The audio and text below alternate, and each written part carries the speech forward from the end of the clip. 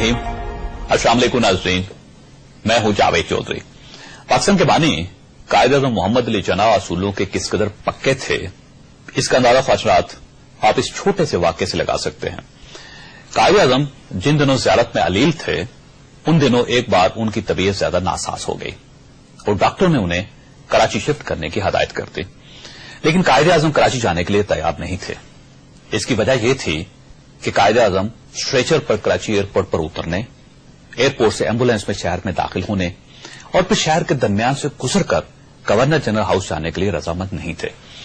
कायद-ए-आज़म का ख्याल था कि उन्हें एम्बुलेंस और स्ट्रेचर पर देखकर मसाइल में फंसी हुई कौम डीमोरलाइज हो जाएगी और ये लोगों के साथ ज्यादती होगी।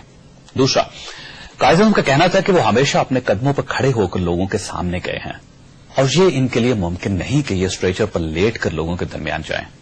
क्योंकि कायद-ए-आज़म ने ज़ियारत से वापस जाने से इंकार कर दिया, मगर उन्हें कराची ले जाना इंतहाई जरूरी था क्योंकि आपकी सेहत बड़ी तेजी से गिर रही थी और ज़ियारत में इलाज की सहूलतें न होने के बराबर थी। बहरहाल किस्सा मुख्तसर, कायद-ए-आज़म को यह बताया गया कि आपको गवर्नर जनरल हाउस नहीं ले जाया जाएगा। आप एयरपोर्ट पर उतरेंगे और वहां से आपको मलीर में नवाबा पावलपुर के महल में शिफ्ट कर दिया जाएगा। कायद-ए-आज़म इस इंतजाम पर राजी हो गए। शाम को कायद-ए-आज़म के एडीसी ने आपसे अर्ज किया कि जनाब, नवाबा पावलपुर इस वक्त लंदन में हैं और हमें महल के इस्तेमाल के लिए आपकी तरफ से उन्हें एक खत लिखना होगा। कायद-ए-आज़म ये सुनकर नाराज हो गए और आपने फरमाया, बहावलपुर पाकिस्तान में शामिल एक आजाद रियासत है और मैं पाकिस्तान के गवर्नर जनरल की हैसियत से इस रियासत के नवाब से जाती इस्तेमाल के लिए रिहाइश का कैसे तलब कर सकता हूं। ये कानून और ज़ाब्ते की खिलाफ वर्जी है। एडीसी ने अर्ज किया, जनाब, नवाब साहब आपके जाती दोस्त हैं और दोस्त दोस्तों को इस किस्म की तकलीफ देते रहते हैं। कायद-ए-आज़म ने इंकार में सर हिलाया और फरमाया, जब कोई शख्स किसी मुल्क का सरबराह हो जाए तो फिर उसके जाती दोस्त नहीं रहते। मैं इस खत की इजाजत नहीं दूंगा। कायद-ए-आज़म के इस इंकार के बाद नवाबा पावलपुर को खत लिखा गया और न ही कायद-ए-आज़म नवाब के महल में तशरीफ ले गए। फसाद, इसको कहते हैं लीडरशिप की असूल पसंदी और कानून का एहतराम। हमारे कायद-ए-आज़म को क्या मालूम था कि इस मुल्क में बादशाह ऐसे लोग भी आएंगे जो हाजियों की रकम खा जाएंगे और किसी में उनकी तरफ आंख उठाकर देखने की जुर्रत नहीं होगी। जिसमें एक वजीर दूसरे पर करप्शन का इल्जाम लगाएगा और दूसरा पहले को करप्ट कहेगा और बादशाह वजीर आजम दोनों को चुप करवा देंगे।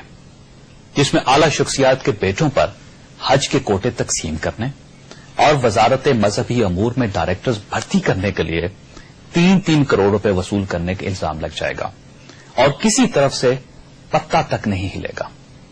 जिसमें करप्शन के खुरे इक्तदार के आला ईवानों की तरफ जाएंगे और मुल्क का कानून और आइन मुल्जमों की हिफाजत के लिए रास्ते में खड़ा हो जाएगा और जिसमें फौजी जर्नैल 4-4 बार मार्शल लॉ लगाएंगे, 10-10 साल तक हुकूमत करेंगे, इक्तदार से अलग होंगे, साबिक सदर की पेंशन वसूल करेंगे, आराम से जिंदगी गुजारेंगे और कोई कानून, कोई साब्ता और कोई असूल उनकी दहलीज पर कदम तक रखने की जरूरत नहीं करेगा।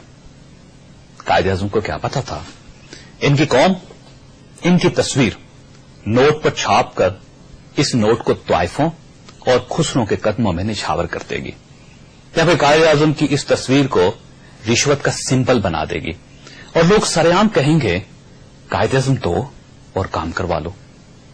हमारे कायद-ए-आज़म को क्या मालूम था कि इनकी कौम में ऐसे ऐसे हुक्मरान भी आएंगे जो कानून और असूल के साथ अपने जूते साफ करेंगे, वरना शायद कायद-ए-आज़म ये मुल्क बनाने से पहले ही इस दुनिया से रुखसत हो जाते हैं।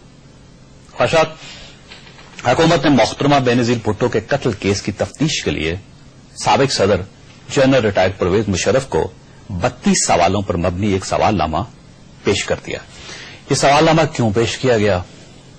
क्या हुकूमत परवेज मुशर्रफ को मोहतरमा के कत्ल की जिम्मेदार समझती है? अगर हां, तो ये सवालनामा 3 साल बाद क्यों पेश किया गया? अगर नहीं, तो फिर यह सवालनामा क्यों पेश किया गया? और क्या यह सवालनामा महज एक कानूनी कार्रवाई है या फिर हुकूमत परवेज मुशर्रफ की मकबूलियत से घबरा गई है और ये सवालनामे के जरिए انہیں پاکستان واپس آنے سے باز رکھنا چاہتی ہے. یہ ہمارا آج کا موضوع ہے. ہمارے ساتھ رہیے گا.